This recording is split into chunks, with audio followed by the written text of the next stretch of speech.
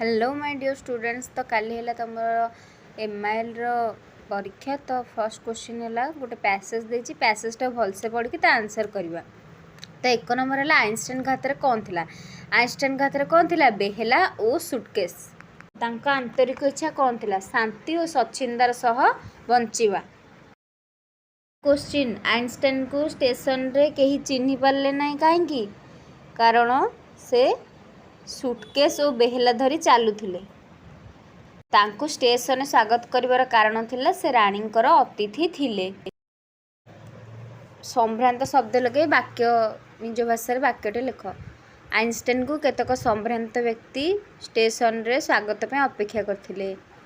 जेपरी आंतरिक इच्छा सेपरी आंतरिक डैश पैसेज जो देखी करिवो। नेक्स्ट क्वेश्चन श्रीयुक्त मंडल अधिकारी कोराई माननीय सम्मान सह आपन को अवगत कराउछ अछि कि आसंता जून मास 15 तारिख गुरुवार न अपराह्न 11टा समय आम अनुष्ठान पोशाक वितरण अनुष्ठित होबाकू जाउछि।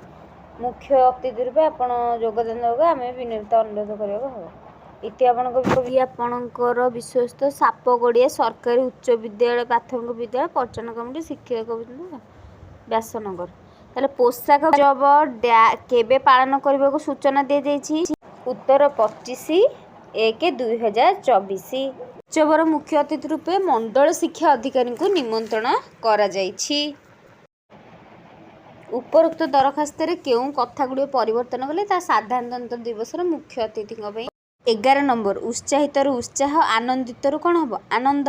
निवेदन शब्द को व्यवहार कर निज भाषा वाक्यटे लेख। मु आम प्रधान शिक्षक को विद्यालय न आसवाई नवेदन जनाइली।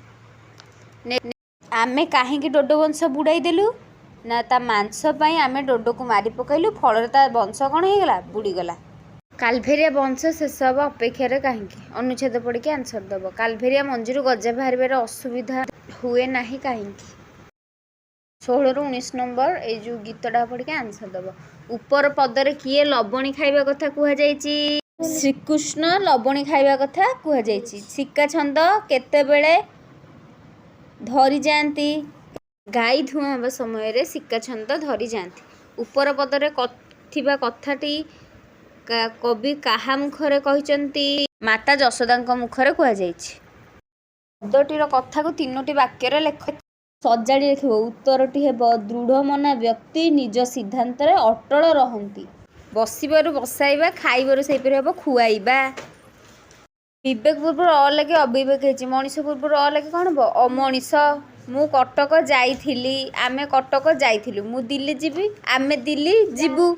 विपरीत शब्द कंचा पाचिला कठोर शरीर असुस्थ थे 2 दिन प्रधान शिक्षक दरखास्त लिख। रज पर्व को आधार कर अनुच्छेद लिखा।